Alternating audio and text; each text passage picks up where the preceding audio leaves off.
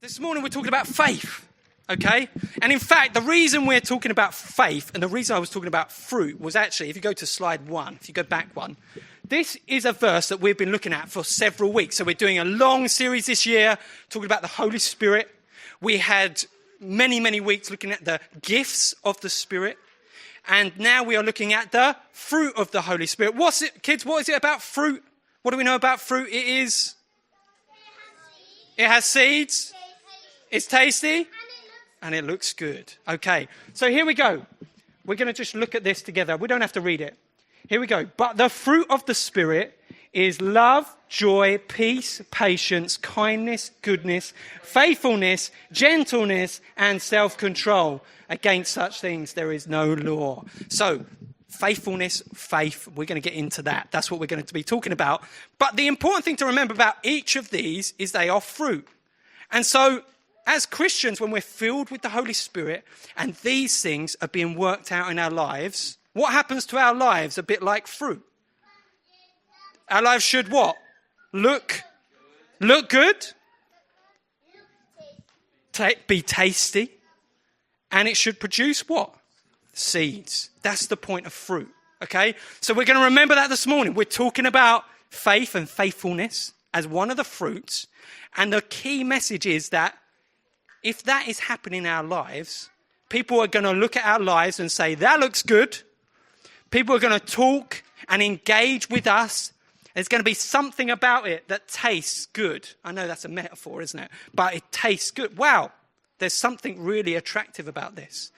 And ultimately, when they bite in, when they really chew on it, there's some seeds of the good news of the gospel in it. Yeah? So how does our faithfulness, how does our faith do that? Yeah? That is what this morning is about. So, faith and faithfulness. I'm going to take this off because I'm going to start trying to walk. Okay.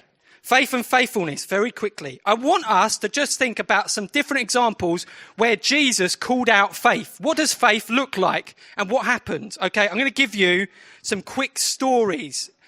I want you to just put your hand up if you remember these stories. Okay, very quickly, here we go.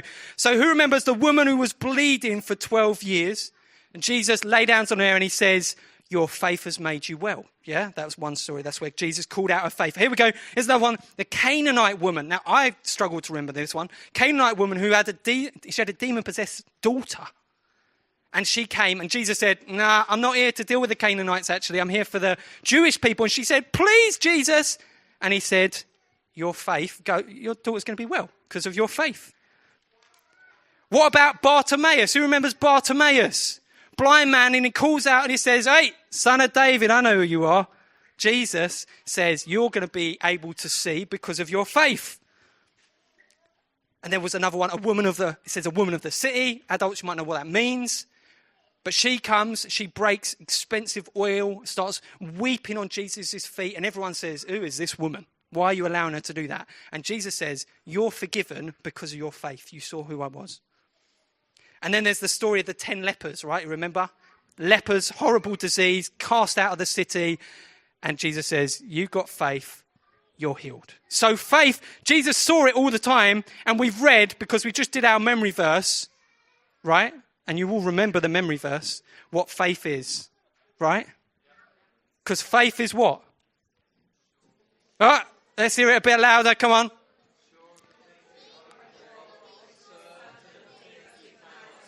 I reckon Abby's just put it on the screen behind me.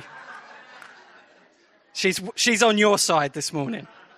Okay, very good. So Jesus calls out faith. So we see testimonies in the Bible. We've heard testimonies this morning. There's some connection, right? When we have faith, there's some amazing things that God's done. Wow, really amazing. Healing, demons being cast out, really excited.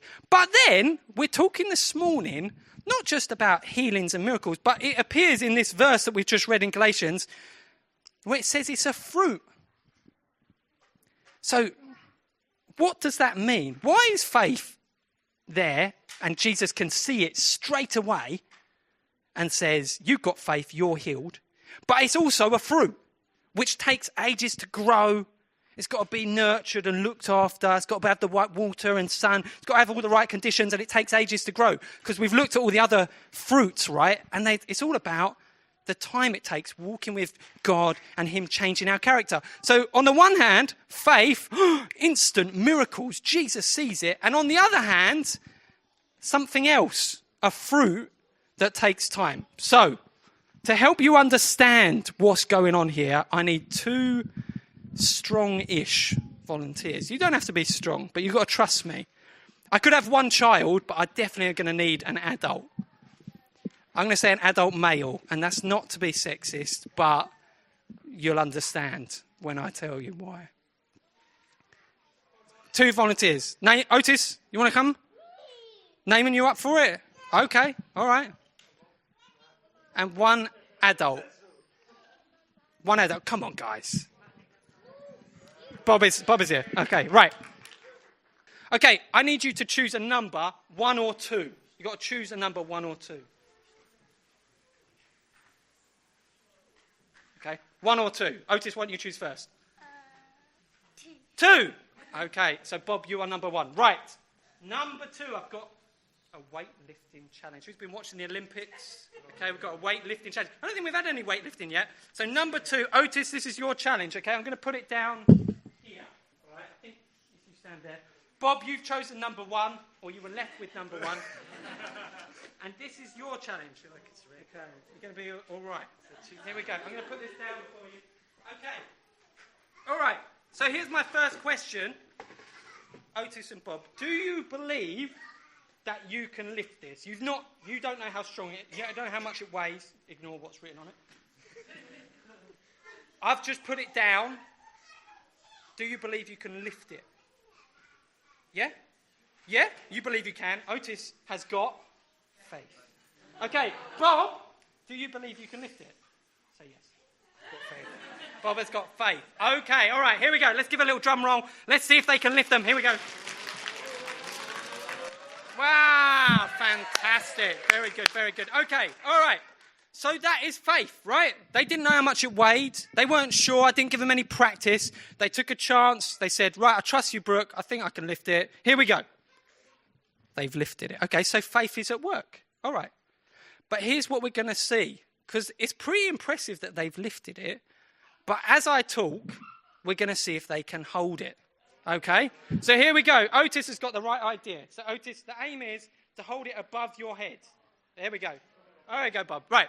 So I'm going to talk, and these guys are going to hold it. Because the thing about faith is, you know what? It's amazing when someone gives their life to Jesus, isn't it? Someone says, I want to follow Jesus. It's amazing. It's a declaration of faith. And it says, actually, no one can say Jesus is Lord unless the Holy Spirit is at work in them. You're right, Bob. You're going to be okay. Don't worry. It says no one can say Jesus is Lord without the Holy Spirit at work. So there has to be faith there to even say, and I want to follow Jesus. So there's a step of faith. And we get so excited about that. It's wonderful. But the thing about faith or faithfulness, as we're looking at here, is it's not just, I said I'd follow Jesus. Yay! There's something that grows over time. There's an endurance, and we're going to see what these guys' endurance is like. They're going to hold on to it, okay? Because it's impressive that they've lifted it, but you know what will be more impressive is at the end of this, if they're still holding up, we're going to be well impressed, okay? It's a bit like you guys just keep on holding it. It's a bit like a wedding, isn't it? Have you ever been to a wedding? Who's been to a wedding? Kids, you been to a wedding? Yeah?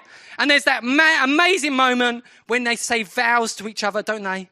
And then they say, I do. And it's like they've committed to each other. It's a step of faith. They've stepped off the precipice. We're doing this together. We all cheer. It's amazing. But you know what is more amazing is when someone has been married for 5 years or 10 years. Who's been married? Stand up if you've been married 10 years here. Who's been married 10 years? Wow. Okay. Why don't you stay standing if you've been married 15 years? Okay. Stay standing if you've been married 20 years. 20. Wow. Stay standing if you've been married 25 years. Wow. Wow. I'll stop there because they need stay standing if you've been married 30 years.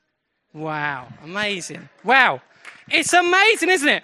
There's an I do moment, and then there's a we're still running the race 25, 30 years on. It's amazing. That is faith at work. That's faithfulness, right? How you guys doing? Bob is really tired. He's enduring, though. Let's show you. Why is faithfulness so amazing? Why is it so attractive? Keep going, Bob. I'm not looking. You guys tell me if your low is here. Okay. Abby, let's have the next slide up.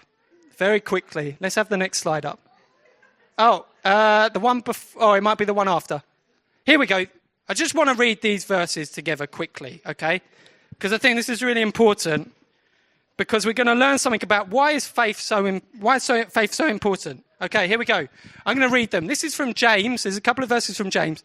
First one says, "Consider it pure joy, my brothers and sisters, whenever you face trials of many kinds, because you know that the testing of your faith produces perseverance. Let perseverance finish its work so that you may be mature and complete, not lacking anything." So these guys, they're under trial. They're under pressure, right? They're under pressure. So there's something going on here where they're persevering. They have to push through, yeah? So they picked up the weight. It was great. They felt good. And now they're really having to push through. Bob in particular is really having to push through. Okay. Let's read a few lines later. Let's see what else it says. It says, "Blessed is the one who perseveres under trial, because having stood the test, that person will receive the crown of life that the Lord has promised to those who love him." And this Galatians one is slightly different. It's about doing good, but it's linked. "Let us not become weary in doing good, for at the proper time we will reap a harvest if we do not give up." So there is something about faithfulness, about not giving up, right? About carrying on through the trials. And actually, the challenge is not just to keep going, but as James says, he says, consider it pure joy. How many of us feel joy in the trial? That is such a hard thing. That is such a hard thing. Otis, do you feel joyful right now, or do you feel a bit like, I don't know how long I can keep going? Struggling? Feeling good? Feeling happy? Yeah? Not sure. Bob, feeling good or happy? Not particularly. Right, okay, there we go. There we go. So, these guys are going to keep going for like a couple more minutes. I think they've got it. Here's the thing. Let's have the next slide. Here's the thing. Very, very simply. This is the logic of James, okay? This is what he's saying.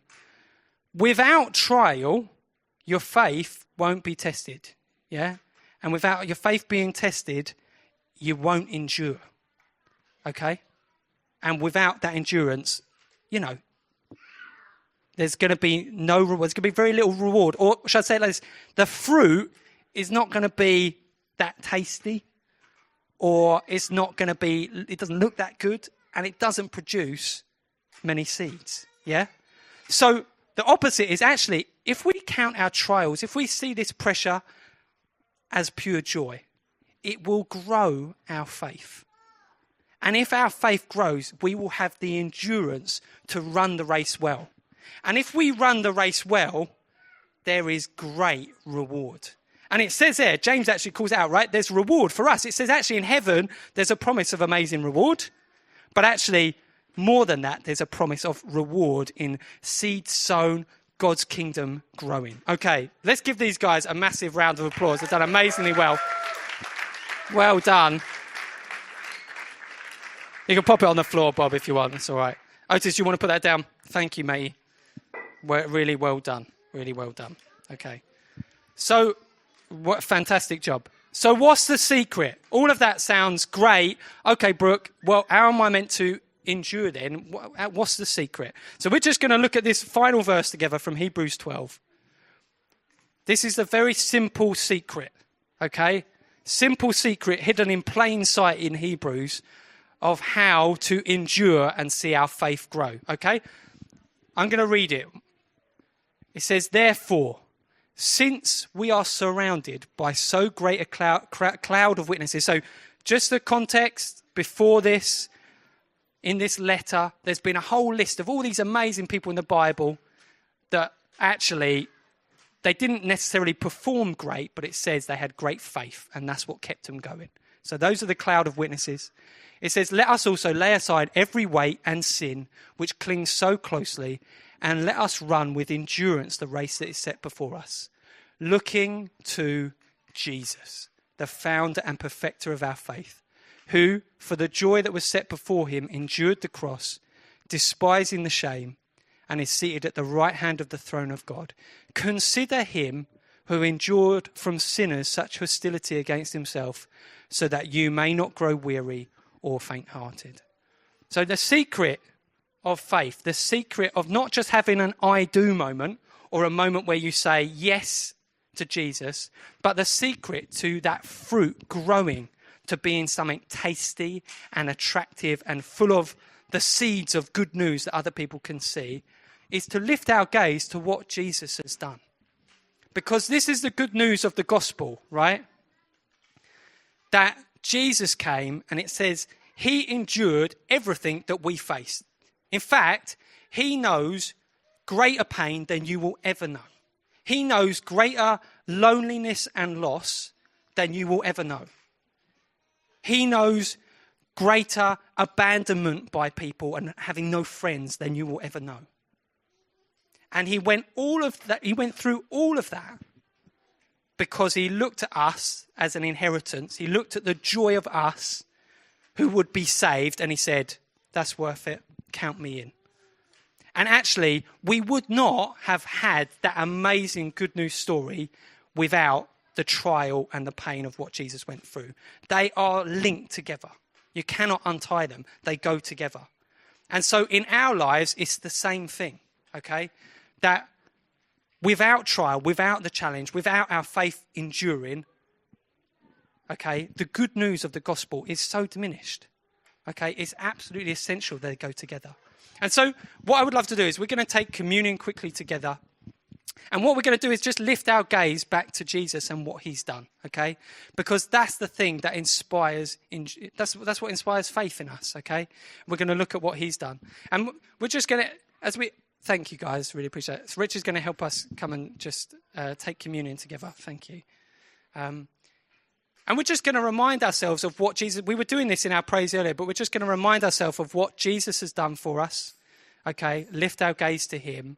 And it's an opportunity, whatever challenges, trials you face now, it's an opportunity to bring it back to Jesus, okay? And say, Jesus, this is what you did for me. This is what you went through for me. What an amazing way that we get to follow in your path by going through trials and in seeing our faith endure.